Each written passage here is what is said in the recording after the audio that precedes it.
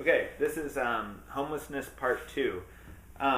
First one covered different types of homeless, how people get into that situation.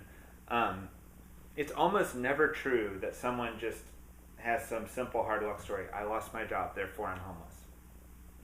That's just not true. To become homeless in America, you have to burn some bridges. You have to usually alienate some family due to mental illness, drug addiction, something like that, or crime. You have to have multiple bad things happen to you. And there are so many homeless outreach workers who, if someone has everything in place and they're just the pure victim and all they need is just a little hand up to get that first job and get everything rolling and everything's just going to work out. Homeless outreach workers would snatch those people up. If you're just interacting with the homeless, going out on the streets, you're not going to meet that person. Frankly, I intentionally meet homeless people. I am a homeless outreach worker. I don't meet that person either. So it's just not the reality of homelessness. So don't go out expecting that you're just meeting someone who's just a little bit down on their luck. There's a lot of different backstories to homelessness, and an example of one is in Kansas City. There's a really nice area town called the Plaza, and there's a famous homeless guy who sits down there, and everyone knows him. Like, you go talk to any kid in the suburbs, they know this guy because it's so distinct what he does. He always says, "Sir, can you help me with a down payment on a cheeseburger?" And he's begging like this all the time, right? And one of my friends, her father works on this plaza, and he would never give to this guy, and it kind of irked him that this guy was always down there making all this money with this line. And so one time they were on a family vacation, and they're in San Francisco. They're walking down the street in San Francisco, and they turn around, and there's the cheeseburger down payment guy walking behind him. And her dad started running at him, and he started running away, and he catches him, and he says, "What are you doing here? Or how did you get here?" And he goes, "On a bus." But there's people of all different wherewithals begging for money. There are people with apartments begging for money, and there are people sleeping on the river begging for money. So don't read too much into a situation like that. Another example is, I knew a woman who was a friend of mine who was a waitress, and she got to know the first names of the homeless. And what she would do is, when she walked down the street, if they were panhandling, she would yell out their name, "Hi, Tom," and they would never ask her for money or ask her for anything. They would just be glad to see her. She just used their first name to greet them. And that's just part of just to know that there's a lot of things happening with people when you see people panhandling and things. It's not quite as simple as the line they're giving you as the street hustle. We'll do another thing on street hustle as a separate podcast. So I also work with a guy, and he always asks me for food. He always asks me to take him out to lunch at a fast food joint or what. And he never has any money for food. He can never afford food if you just listen to him talk. I've known him for many, many years, and he still tells me this. And I know that the reason why he has no money for food is because his money goes for alcohol and illegal drugs and things. And when I buy him lunch, I'm not buying him lunch because I think that there is not enough food to feed the homeless, and that I think that the soup lines are not doing a good enough job. I'm buying him lunch because I want to sit down and talk to him. And that is my end.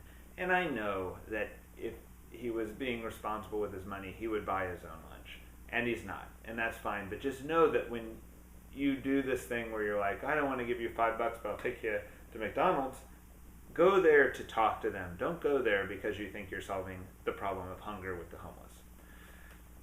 To know a little bit about the landscape is, I'm most familiar with homelessness in Washington, D.C., Kansas City, Missouri. There's plenty of food and there's plenty of beds. There's not a situation where it's like this guy's sleeping on a cardboard box or on a grate or at the river under a bridge because the shelter won't take him. He's choosing not to go to the shelter. He's also not begging for food on the corner because there are no soup lines in which he can eat. He's begging for money on the corner either because he doesn't want to eat there or because he wants to do something else with the money. And that's just the reality.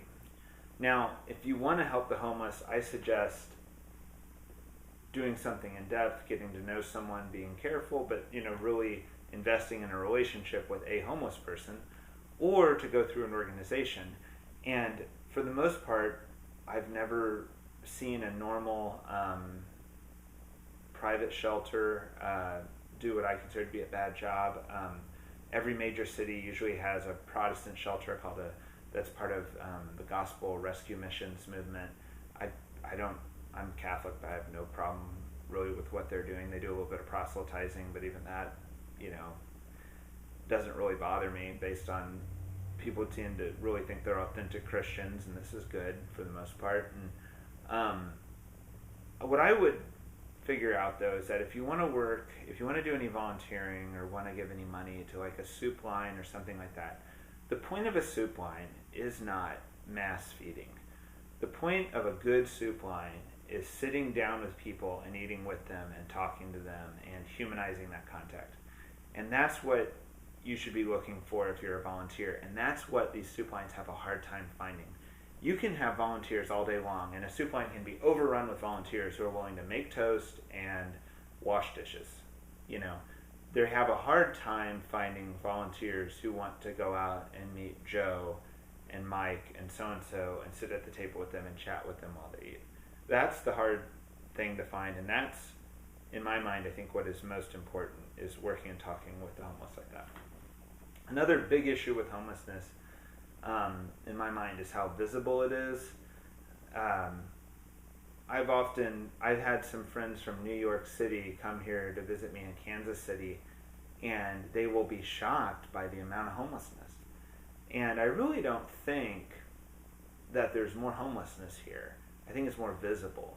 And the visibility of homelessness has to do a lot with the attitude of the local government. You're not going to find out how many homeless people there are by counting how many people are panhandling at highway intersections. That has more to do with the local police force's permissiveness or non-permissiveness than anything else. In Kansas City, we have the situation where we have a Kansas-Missouri line, where Kansas is very much like a law and order area. They don't tolerate anything like panhandling. They don't often even tolerate the poor in some ways, and a lot of the poor end up in Missouri. But we even have homeless who live in Kansas and come to Missouri to panhandle, just because the attitude of the police is more relaxed. It's a much more like, if we've got poor people in society who are going to panhandle, we do. It's not like we're stamping all that out and you're not going to see it. In the Washington, D.C. area, it's kind of like that with Virginia. Virginia is kind of a law and order setting. Maryland is kind of in between, and D.C. is the most lax place. So, you'll even meet guys who aren't homeless. They'll just talk about where you want to get caught breaking a law. You never want to get caught in the Commonwealth, i.e. Virginia, and you never want to get caught in Kansas. You want to get caught in D.C. or Missouri. And it just has to do with the attitude of society towards homelessness and how they're enforcing the law.